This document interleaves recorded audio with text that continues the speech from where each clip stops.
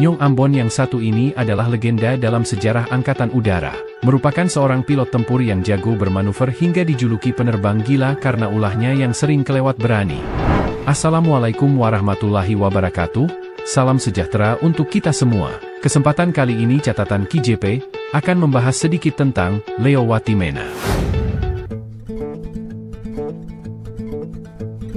Melansir laman suaramaluku.com, Marsekal Muda TNI, Anumerta, Leonardus Willem Johannes Watimena, atau lebih dikenal sebagai Komodor Leo Watimena, merupakan pilot atau penerbang asal Maluku yang punya reputasi dan prestasi hebat pada zaman Orde Lama maupun Orde Baru. Ia adalah perwira penerbang legendaris di Matra Udara TNI. Sayangnya, beliau meninggal di usia masih muda 48 tahun. Leo Watimena adalah rekan Rusmin Nuryadin, mantan Menteri Perhubungan era Soeharto. Keduanya dikenal sebagai Komodor Udara Indonesia.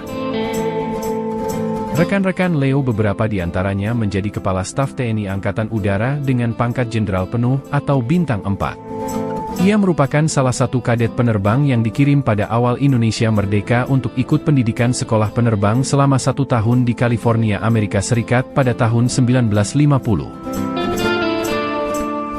Sekitar 60 kadet yang dikirim pemerintah Indonesia untuk mengikuti pendidikan penerbang di Transocean Airlines Auckland Airport atau TALOA. Selama mengikuti pendidikan di TALOA, Leo Watimena menjadi lulusan terbaik dari 45 kadet yang menjadi penerbang, dan selebihnya menjadi navigator. Dari hasil yang sangat membanggakan itu membuat dirinya dapat kesempatan bersama 18 rekannya untuk melanjutkan pendidikan instruktur selama 7 bulan di TALOA. Pada 1955, Leo dikirim ke Inggris untuk mengikuti pendidikan instruktur di Royal Air Force. Lagi-lagi, Leo menjadi lulusan terbaik.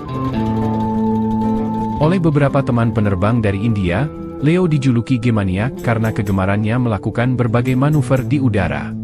Gemaniak diambil dari kata gelok, yaitu kondisi kehilangan kesadaran ketika sedang melakukan akrobatik di udara. Leo juga dijuluki si gila ketika bermanuver dan beraksi dengan jet tempur Mustangnya. Ia pernah menerbangkan jet tempurnya di bawah kolong jembatan Ampera Palembang, serta merupakan penerbang AURI pertama yang mendarat di wilayah Irian Barat.